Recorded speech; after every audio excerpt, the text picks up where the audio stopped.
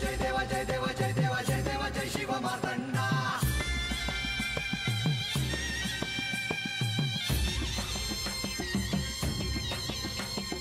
जय देवा जय देवा जय देवा जय देवा जय देवा जय शिव मार्तंडा हरिवर्धन मल्हारी तुझी प्रचंडा अगडदुम नगारा सोन्याची जेजुरी देव गेले जेजुरा निळा घोडा अगडदुम नगारा सोन्याची जेजुरी देव गेले जेजुरा निळा घोडा पाव में तोडा कमरी कर पटा मिहिर मस्तकी तुरा खोबऱ्याचा कुटका भंडाऱ्याचा भडका बोल अहंकारा सदानंदाचा येळको सदानंदाचा येळको जय देवा जय देवा जय देवा जय देवा जय देवा जय शिव मार्तंडा जय देवा जय देवा जय देवा जय देवा जय देवा जय शिव मार्तंडा हरिवर्धन मल्हारी तुझी प्रचंडा जय देवा जय देवा जय देवा जय देवा जय देवा जय शिव मार्तंडा हरिवर्धन मल्हारी तुझी प्रचंडा अजामेळ बानूला भेटण्यासाठी श्री खंडेराय पौष पौर्णिमेला इथे आले होते। त्याच दिवशी पालीला त्यांचा विवाह होत होता।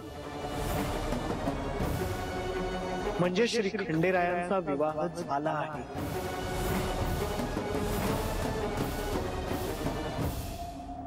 पण महाराज तुम्ही तर म्हणला होत असं की बानूचं खंडोबाशी लगीन होणार म्हणून। होय अजामेळ श्री खंडेरायांचा या आधी विवाह झाला आहे हे तुला कळणं आवश्यक होतं। खरं तर बानूने हे तुला सांगितलं असतं तर मी इथे येण्याची गरजच भासली नसती।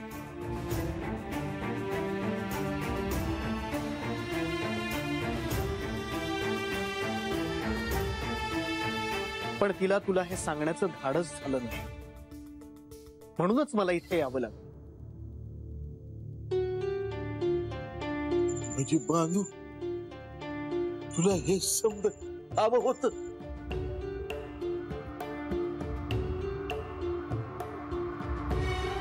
बानू काय बोलतोय म्या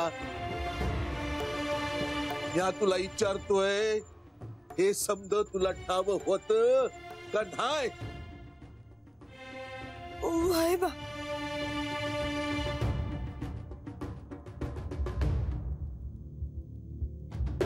हो महाराज तुम्ही देव माणूस आहेस। आता पत्र तुम्ही जे जे सांगितलं ना तुम्ही समज ऐकलं। माया पोरीला तुम्ही जे जे सांगितलं त्यात आडकाठी नाही आणली म्या।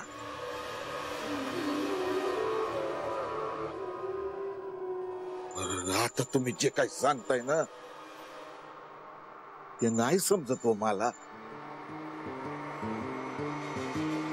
अहो म्या रानात मेंढ्या चारणारा माणूस माझं लय मोठं सपान नाही हो। मला एक सांगा माया पोरीला मी लाडात कोडात वाढवली तिला कोणाची बी घरात टाकू जिथं आधीच लगीन झालेलं आहे।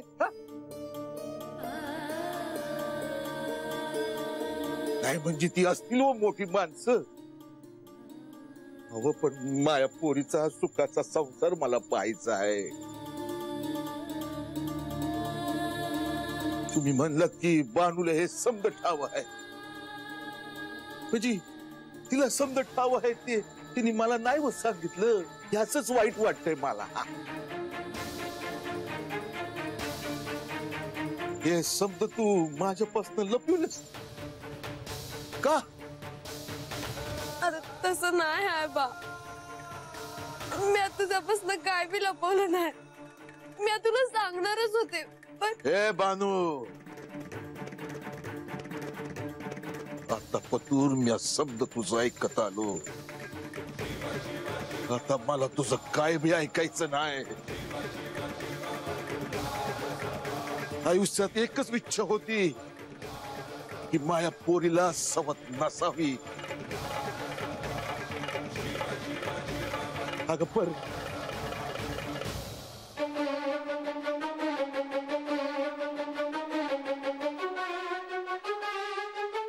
आसपासनं म्या म्हणेन तसंच होणार. आसपासनं ह्यो विषय पुन्हा काढायचा नाही. आसपासनं खंडोबाचं नाव घ्यायचं नाही.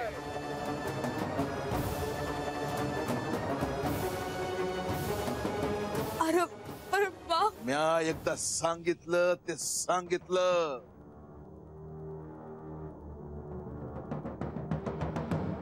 नाही म्हणजे नाही.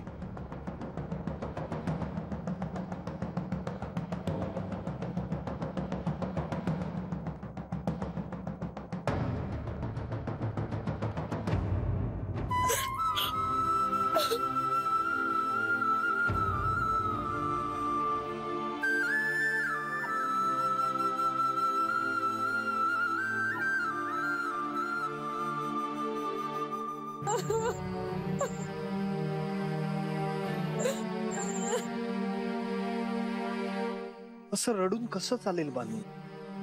वय महाराज, मला बाला कधी बी दुखवायचं नव्हतं बघा.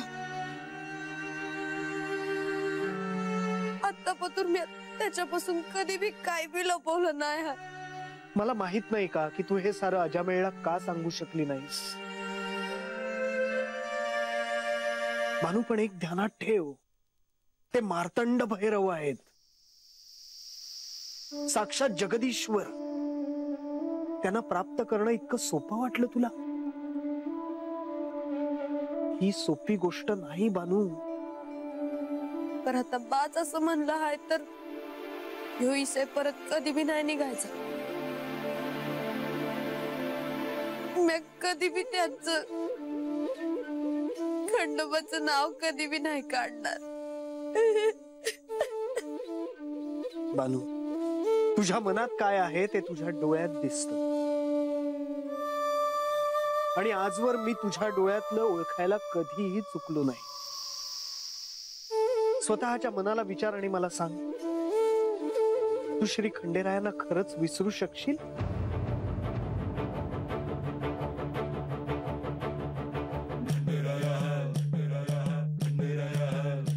नाही. मग बानू, तयार हो. तू कोण आहेस हे सिद्ध करण्याची वेळ आली आहे. तुझं श्री खंडेरायांवरचं प्रेम प्राप्त करून घ्यायची वेळ आली आहे. तू त्यांची अर्धभार्या होणारच आहेस, पण आता त्यासाठी पाऊल उचलण्याची वेळ आली आहे.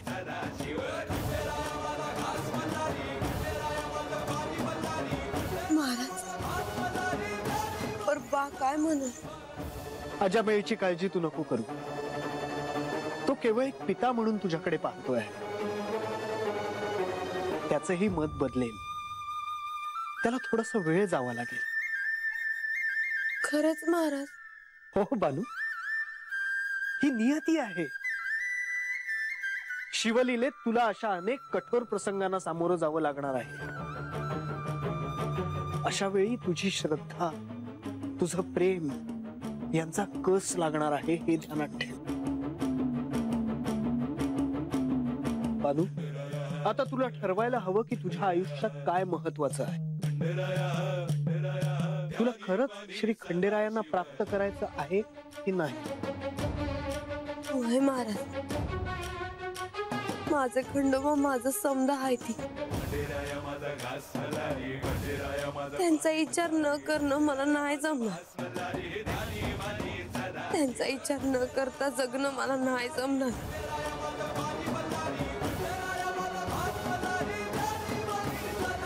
महाराज, तुम्ही माझं गुरु आहेसा. आता तुम्हीच मला ह्यातनं वाट दाखवायची. तुम्ही म्हणाल ते समजा कराल म्या. मी तुला मागे सांगितलं होतं की एखादी निर्जन जागा शोधून ठेव. वय महाराज, तुम्ही सांगितली तशी जागा मी बघून ठेवली आहे बघा. तुला त्या निर्जन स्थळी जाऊन ओम नमो मार्तंड भैरवाय या मंत्राचा अखंड जप करावा लागेल. वय महाराज.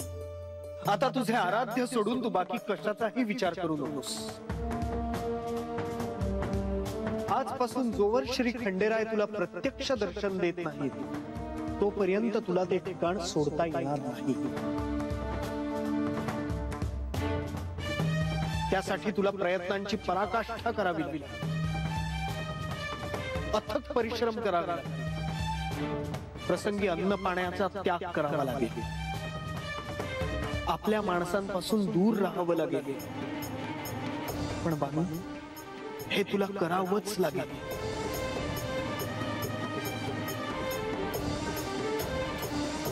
बानू, हे सारं मनोमन करायची तुझी खरंच तयारी आहे? वय महाराज, खंडोबासनी मिळवाया मैं काय बी करत.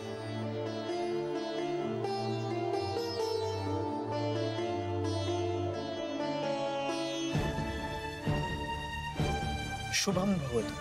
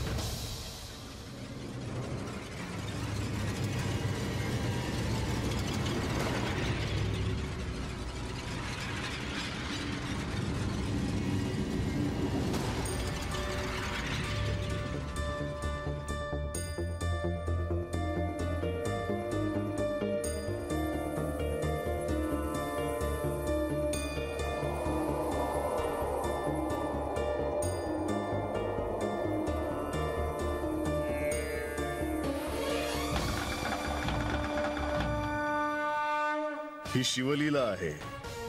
हेच चरित्र भविष्यात लोक वाचतील, गातील. पण इथे शिवतत्व ही पणाला लागते. हे कोणाला सांगू? स्वतःच्या पत्नीला आपण कोण आहोत हे ठाऊक नाही. तिचा हट्ट आहे की मी संपूर्णपणे तिचाच असेन. पण मी मी तर सगळ्यांचा आहे.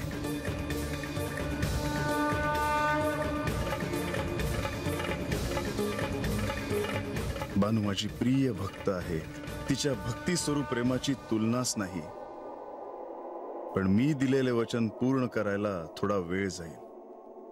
तिच्या प्रेमात पडून तिच्या अधीन व्हायला आणखीन वेळ जाईल हे तिला कसे सांगू. माझ्यासाठी भक्त वेदना झेलत असेल तर मला काहीच जाणवणार नाही असे कसे होईल. मी तर तुम्हा सर्वांची दुःख स्वतःवर घेण्यासाठी हातात खड्ग आणि भंडारा घेऊन उभा आहे. मी असताना तुम्ही आनंदी सुखी असावे आणि हे सर्व समजावून सांगावं लागेल.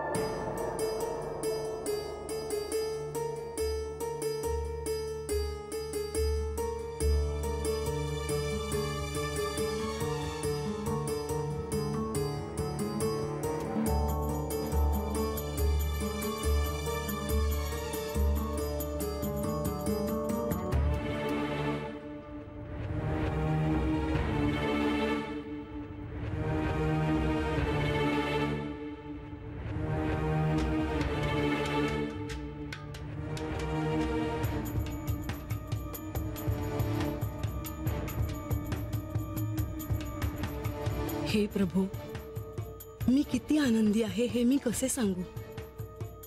माझे आराध्य, माझे पती माझ्यावर इतकं प्रेम करत असताना मी त्यांच्याविषयी उगाच मनात शंका ठेवली. क्षणोक्षणी त्यांच्या वागण्यातून मला प्रेमच दिसत असताना मी ते ओळखू शकले नाही. माझ्या रागाला आपण निमूटपणे सहन केलंत. आपण शांत राहिलात. मागे वळून पाहताना आज मला असे वाटते की मी असे का वागले. आपण मला क्षमा करून माझ्यावर असेच प्रेम करत राहाल ना. मला तुमच्याशिवाय काही नको, अगदी अमृत सुद्धा. तुम्ही केवळ माझे आणि माझेच राहा.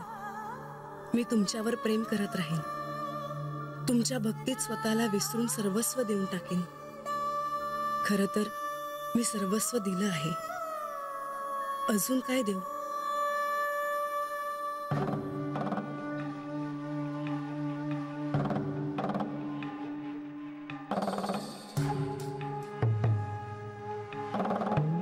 देवा, तुम्ही पहाटे इथे? हो, पण तुम्हीही? सज्जात उभा होतो, तुम्हाला पाहिलं, आलो. ब्रह्ममुहूर्तावर देवी देवता चेतना शक्ती यांचं पृथ्वीवर आगमन होत असताना निद्रेत कसं राहणार. हो, या जेजुरीचा प्रति कैलास झाला आहे. इथून हे विश्व किती भव्य दिसतं. देवा, आज पहाटे तुम्ही इथे येण्याचं कारण वेगळं आहे. तुमच्यापासून काय लपवणार प्रधानजी. पण हो, आज कारण वेगळं आहे. या शिवलीला थोडं अवघड आहे, कारण प्रत्यक्ष शक्तीला शिवापासून काही काळासाठी वेगळं करणार आहे. आणि ते सोपं नाहीये. परंतु देवा, तुम्ही हे आधीच स्वीकारलं होतं. पण बानूला अस्वस्थ झालेलं केवळ पाहत राहणं अवघड आहे. पण बानूला अस्वस्थ झालेलं केवळ पाहत राहणं अवघड आहे. देवा, आपण थेट बाणाईबद्दल बोलता आहात. हो, कारण आता तशी वेळ आली आहे. परंतु देवा, भक्ताची परीक्षा असतेच. आराध्याला मिळवणं एवढं सोपं नाही. पण ही माझी परीक्षा आहे. भक्ताने त्याच्या आराध्याला सर्वस्व अर्पण केल्यानंतर त्याच्या आराध्याने त्याच्याकडे काय मागावं? बानूने स्वतःला अर्पण केलं आहे आणि तिचं समर्पण हे माझ्यासाठी आहे. देवा, बाणाईचं समर्पण व्यर्थ जाणार नाही. तुम्ही वचन दिल्याप्रमाणे तिच्या अधीन व्हालच. परंतु त्यासाठी अजून काहीतरी घडावं लागेल. घडलंय प्रधानजी, घडलंय. बानू आपलं घर सोडून तपश्चर्येसाठी बाहेर पडली आहे. बाणाईने हे मोठं धाडस केलं.